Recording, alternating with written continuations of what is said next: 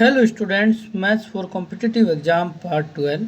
Question में given है कि 3,310 रुपये की एक राशि को 10% वार्षिक चक्रवृद्धि ब्याज दर पर 3 वर्षों के लिए कर्ज के रूप में दिया जाता है। यदि रुपयों का भुगतान 3 बराबर किस्तों में हो तो प्रत्येक किस्त की राशि क्या है। पहले तो मैंने आपको क्वेश्चन पढ़ के बताया है। दूसरा, अब मैं अपने तरीके से इस क्वेश्चन को समझाता हूँ क्वेश्चन में कह क्या रहा है। क्वेश्चन में कह रहा है कि 3,310 रुपये की एक राशि को 10% वार्षिक चक्रवृद्धि ब्याज दर पर 3 वर्षों के लिए कर्ज के रूप में दिया जाता है। मान लेता हूँ कि कोई बैंक है जिसने क्या किया, उससे मैं कर्ज लेने गया और उसने मुझको 3,310 रुपये की राशि दे दी। अब वो क्या करेगा कि हर साल मेरे को वो जो उसने मुझे पैसे दिए हैं उस पर वो 10% वार्षिक ब्याज लगा के और क्या कहते हैं ब्याज लगाएगा इन पैसों के ऊपर हर साल। तो अब कहने का मतलब ये हुआ कि यदि रुपयों का भुगतान 3 बराबर किस्तों में हो, मुझे नहीं पता कोई एक मैंने पैसा मतलब ले लिया, मान लो जैसे 2,000, 1,500, 1,000 जो भी कुछ है, जो भी इसमें पैसे लिए हुए हैं, इन चारों में से कोई एक ही पैसा होगा जो मैंने उसको कलेक्ट किया और 3 साल तक हर साल मैंने क्या किया, किस्त देनी शुरू कर दी उतने पैसे की। तो जब मैंने किस्त देनी शुरू कर दी तो चक्रवृद्धि ब्याज भी इस पर जो भी लगा होगा वो सभी का सभी खत्म हो गया, मैंने पूरे पैसे चुका दिए। तो वो वही पूछ रहा है कि जो 3 बराबर किस्तें हैं वो कितने कितने की थी। उम्मीद करता हूँ मैं जो समझा रहा हूँ वो आपके समझ में आ गया होगा। चलिए क्वेश्चन को सोल्व करते हैं, बाकी आपके यहाँ से क्लियर हो जाएगा। तो अब वो कैसा क्या है कि जो मैंने 3,310 रुपये का जो मैंने ब्याज जो राशि जो कर्ज के रूप में लिया है बैंक से, तो वो पहले साल जो है 10% का ब्याज लगाएगा। ठीक है। अब राशि का जो किस्त है मुझको पता नहीं है वो किस्त कितने की है। मैंने मान लिया x रुपये की वो किस्त मैंने दी है। भाई मैं डायरेक्ट यहाँ से आंसर नहीं बता सकता ना। मैंने मान लिया कि x रुपये की किस्त मैंने हर साल जमा की है।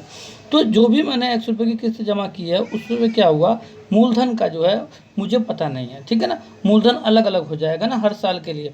तो मैंने मान लिया कोई मूलधन P1 था, उस P1 पे 10% का हो जाएगा बेटे 1/10 फ्रैक्शन में।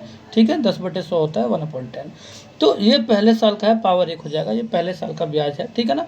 तो किसी मूलधन पर 10% का 1 साल का ब्याज जो है लगा के किस्त जो है x रुपये की मैंने दे दी। ठीक है।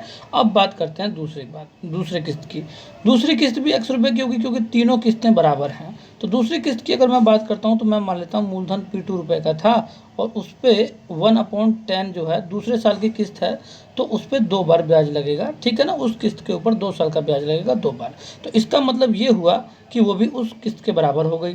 तो ध्यान रखना कि यहाँ पे जब एक बार ब्याज लग रहा है 1 साल का, तो पहली किस्त ज़्यादा है P1 की एज कम्पेयर टू P2 से, मतलब मूलधन से। किस्त नहीं, मूलधन ज़्यादा है। P1 पहला मूलधन ज़्यादा है एज कम्पेयर टू P2 से। ठीक है, किस्त तो बराबर ही है x की। अगर मैं अब तीसरे की बात करता हूँ तो तीसरी भी आपकी x रुपये की किस्त जाएगी और वो P3 मूलधन पे जाएगी। मतलब मूलधन नहीं है, ये भी कोई मतलब पार्ट है मूलधन का। ठीक है ना।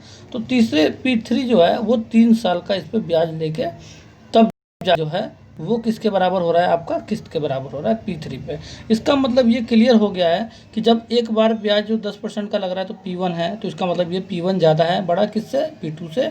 और P1 P2 बड़े हैं किससे, P3 से, क्योंकि P3 जो है जो भी मूल है, ठीक है ना, मूल का जो भी पार्ट है उस पर 3 साल का ब्याज लग रहा है, तब जाके वो किस्त के बराबर हो रहा है। तो यहाँ से तीनों किस्तें हमारी बराबर हो गई हैं। तो कह क्या रहा है कि प्रत्येक किस्त की राशि क्या है, हमको x की वैल्यू फाइंड आउट करनी है। ठीक है।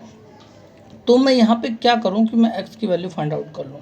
तो मैं आपको क्लियर कर दूँ, तो यहाँ से हम क्या कर सकते हैं कि मैं x को सभी को मैं अगर इक्वल कर दूँ, प्रत्येक किस्त की राशि पूछ रहा है ये, तो यहाँ से अगर मैं आपको क्लियर कर दूँ तो एक इक्वेशन बन सकती है क्या, कि जो P1 पार्ट है और P2 पार्ट है और P3 पार्ट है, इन तीनों का अगर मैं सम कर दूं तो वो 3,310 रुपये की मूल राशि के बराबर हो जाएगी। ठीक है ना।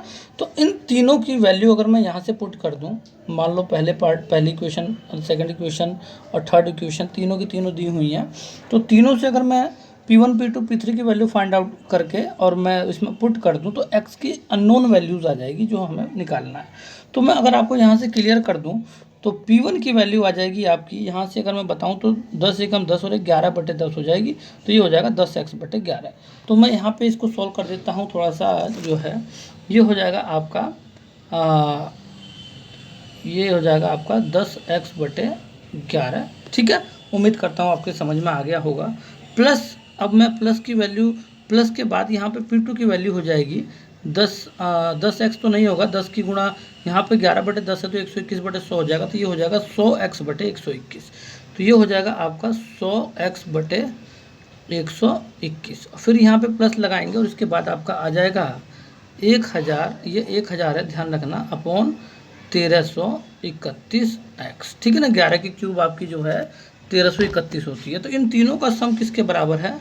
3310 के बराबर।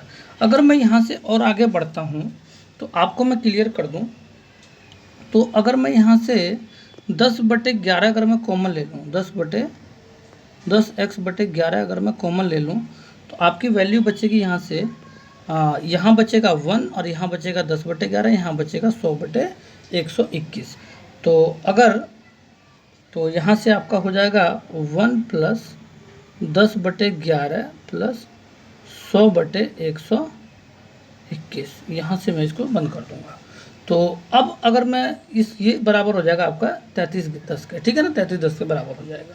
तो अगर मैं यहाँ पे क्लियर कर दूँ आपको, तो 3310 का जो जीरो है, ठीक है ना, मान लेते हैं कि 3310 इसका जो है यहाँ पे ऊपर है 3310, तो ये 10 से ये जो जीरो है ये ख़त्म हो जाएगा, ठीक है ना। अब आपका बचेगा 331। तो यहाँ से अगर मैं क्या कर सकता हूँ, यहाँ बचेगा आपका 121, ठीक है ना, क्योंकि मैं अगर यहाँ पे 121 अगर मैं एलसीएम ले लूँ, ठीक है ना, अगर मैं 121 एलसीएम ले लूँ, चलो यहाँ पे देखता हूँ क्या बच रहा है आपका। यहाँ बच रहा है x/11 = ये इक्वल टू नहीं लगेगा, ब्रैकेट में लेते हैं, ये हो जाएगा आपका 121 और प्लस ये हो जाएगा 121, फिर 11 टाइम्स 11 यहाँ पे 110, 121, 110 और 100। यहाँ पे अगर मैं 121 एलसीएम ले लूँ, नीचे अगर मैं 121 एलसीएम ले लूँ तो आपको क्लियर हो गया होगा। 121 तो 1 की जगह पे आ जाएगा, 11 यहाँ पे 11 की 11 से गुणा करेंगे 121 आ जाएगा, तो 11 यहाँ पे 110, तो 121 और 110 हो जाएगा आपका 231 और 100 331। तो 331 तो यहाँ से आ गया और ये बराबर आपके हो जाएगा किसके? 331 के, क्योंकि 0 से 0 में पहले ही काट चुका हूँ, ठीक है, 10 वाला। तो यहाँ से अगर आपको मैं क्लियर कर दूँ तो 331 से 331 आमने सामने उड़ जाएगा और आपकी वैल्यू यहाँ से x की वैल्यू बचेगी 121 की, अगर आप 11 से गुणा करो तो 11 की क्यूब हो जाती है, तो वो कहलाएगा 1331। उम्मीद करता हूँ मेरा पढ़ाया हुआ आपको एकदम अच्छे से क्लियर हो गया होगा। इसका ऑप्शन नंबर बी आंसर है, ठीक है। चलिए नेक्स्ट क्वेश्चन को सॉल्व करते हैं। अगर मेरा पढ़ाया हुआ आपको अच्छा लगे तो बेटा जरूर एक लाइक हिट कीजिएगा और साथ ही साथ हमारे चैनल को जरूर सब्सक्राइब कीजिएगा। चलिए नेक्स्ट क्वेश्चन को सॉल्व करते हैं और देखते हैं आंसर क्या आता है। नेक्स्ट क्वेश्चन में क्या कहता है कि एक झाड़ी की ऊंचाई प्रतिवर्ष 1/9 गुनी से बढ़ जाती है। यदि उसकी वर्तमान ऊंचाई 729 सेंटीमीटर हो तो 3 वर्षों के बाद उसकी ऊंचाई कितने मीटर हो जाएगी। अब एक बात बताओ, कोई झाड़ी है, मान लेते हैं कोई झाड़ी है, चलिए ये झाड़ी है, ठीक है ना, हम कहीं भी आते जाते रहते हैं, झाड़ी दिखाई देती रहती है। तो कह रहा है कोई झाड़ी की ऊंचाई प्रतिवर्ष 1/9 गुना से बढ़ जा रही है। इसका मतलब ये हुआ, ध्यान रखना, जब ये फ्रैक्शन पार्ट की बात आती है तो कहने का मतलब ये हुआ कि झाड़ी की जो टोटल ऊंचाई है वो 9 है, ठीक है, और उसका एक पार्ट जो है 9 का वो हर साल बढ़ रही है। बात समझ में आ रही है? तो 9 का एक पार्ट बढ़ रही है। तो इसका मतलब ये हुआ कि अगर मान लेते हैं कि अगर वो कह रहा है कि वर्तमान ऊंचाई 729 है, मतलब इस समय, तो अगर वो 729 सेंटीमीटर की अगर वो झाड़ी है, तो अगर वो प्रतिवर्ष 1/9 बढ़ रही है, तो इसका मतलब ये हुआ कि 9 में 1 बढ़ रहा है, तो इसका मतलब हो कितना रहा है, वो 10 हो जा रहा है। किससे? 9 से।